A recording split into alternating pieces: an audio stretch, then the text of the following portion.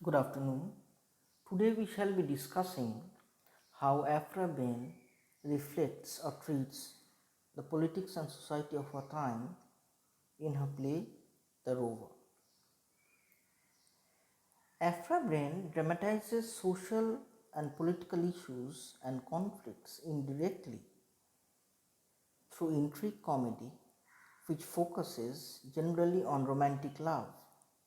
Yet, within the conventions of the genre, she draws our attention quite explicitly to issues of class, gender, and politics, which resonate out into Restoration London. One of the intriguing critical stands we may take with the Rover is whether Behn manipulates staging and comic convention to direct or question our views on key themes, and whether she simply mirrors or actively criticizes the social and political structures she represents. Perhaps the best critical evidence in this regard is explicit in Act 2, Scene 1 of The Rover. This scene divides neatly into two mirror imaged parts, that of the two groups of men discussing Angelica, and then the inverse, she and her servants discussing the men. This both separates women from men. They are seen to belong to different spheres, as it were, and sets up a thematic opposition between masculinity and femininity.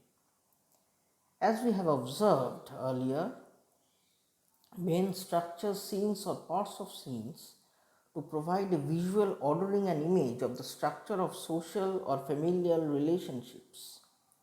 This is clear in both the scenic structure and the physical staging of the event.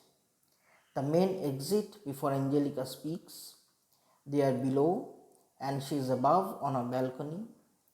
What links these two separate groups, acting as a bridge between them, is quite evidently sexual desire. By separating the two groups, Behn offers the possibility that each may have different views on sexual desire.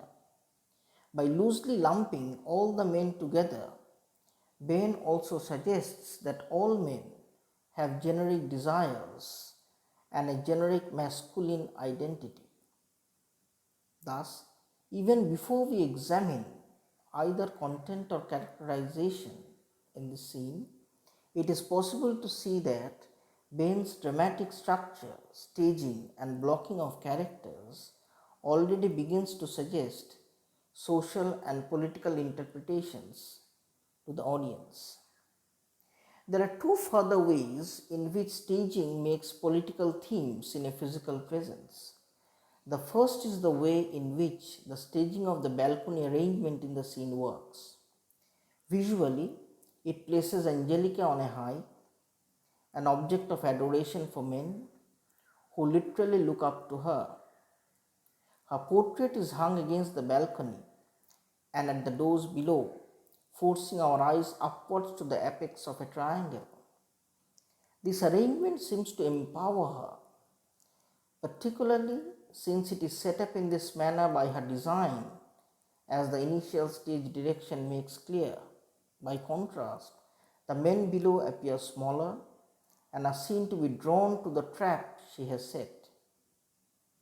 At one level, then, the balcony arrangement suggests that women, or for that matter this woman, have power over men. However, this leads to our second point about staging, which is the way the characters move about on the stage. All the men have the freedom to move across the stage or back and forth as they wish. The gallants walk up and down in front of the pictures and turn to the audience. They walk off by choice when Don Pedro arrives, who also parades down the street in masquerade. By contrast, Angelica and Moretta are confined to the balcony above, an enclosed and an interior space, with only a view on the outside world of the street and men. Staging thus acts as a visual means, in this case, of displaying a contradiction in sexual politics. Women's power is dependent on sexual allure and the ability to engender veneration, and only functions in a confined interior space. Whilst the men are drawn by sexual desire, their physical and political power is prevalent in the world outside the domestic, and they control both the streets and their own volition. Let us look at men's characterization and attitudes to widen this analysis. At first, we see that the men's attitudes to Angelica seem to be distinguishable from each other. Belleville despises men who pay for sex. Blunt cannot believe prostitution is so blatant in Italy that she is charging so much and that she won't take credit. Frederick allies her price with a prince's dowry. Wilmore is struck by her beauty and bemoans his poverty, and Pedro makes the decision to find money immediately. What are we asked to think about each of their responses in the play? The key answer to this lies in Angelica's and her bravo's subsequent commentary, both her sexuality and her price. The language of trade and the marketplace is common to all five men's expressed attitudes. Belleville refers to her price within quotes. Blunt to this commodity within quotes. Frederick again to her price within quotes, comparing it to a dowry or portion.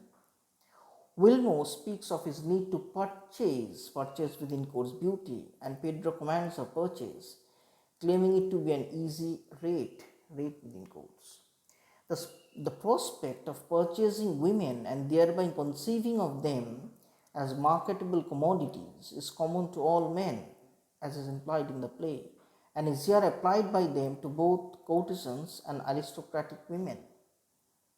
Masculine attitudes to women thus diverge slightly in moral terms, but merge in their reduction to an economic currency. Additionally, there is a crucial and discernible hierarchy between the men, which is dependent upon wealth and status. Whilst the gallants observe and admire and bemoan the cost of buying Angelica, Pedro is able to sweep onto the stage, gaze and buy immediately. Financial liquidity clearly equals power, both between men and for men over women. But this power is represented as negative in two ways. First, Wilmore's successful quoting of Angelica suggests that romantic charm can be more powerful than money. Behn thus suggests that economics can be subverted and may not rule women's actions and decisions. Secondly, Pedro's characterization and his role as a blocking figure in the play's romantic comic genre provide an alternative model of gender relationships. Pedro is avaricious, uncaring and selfish. His path, though absolute, also suggests that there are power in both economic and political terms coexisting together. Pedro's unchallenged exertion of power is rendered problematic at the end of the play, because it is literally seen to debase and reduce women to economic counters. A political perspective on this power is engendered by the emphasis on women's viewpoints. Pedro's function as a negative blocking figure and the comic plot which celebrates the love matches at the end of the play. What they note, and we should note too as readers of the audience, is that the men still all share a common fascination with both her sexuality and her price. The language of trade and the marketplace is common to all five men's expressed attitudes. Belleville refers to her price. As we have highlighted earlier, there are words which refer to her rate. There are words which seem to suggest that women are essentially marketable commodities. Finally, it is worth remembering that the Naples of the play is occupied by Spanish rulers. The theme of an occupied country and imperial attitudes is implicit throughout the play and thematically raised through both Lucetta, who incidentally is the only Italian woman in the play, and Florinda's proposed husband, who gained his wealth in the slave and sugar trades. Naples itself is thus both a place of liberation for the cavaliers and yet a place of occupation. The city in the play serves as a proxy metaphor, as it were, for the paradoxical position of women in the play. Political occupation and sexual slavery are discursively linked by both Helena's and Angelica's speeches on freedom. Conversely, their pleas for sexual equality gain a political dimension. However, the play suggests that the women's ability or inability to negotiate their freedoms determines their destiny and not just their political ideology. Thank you.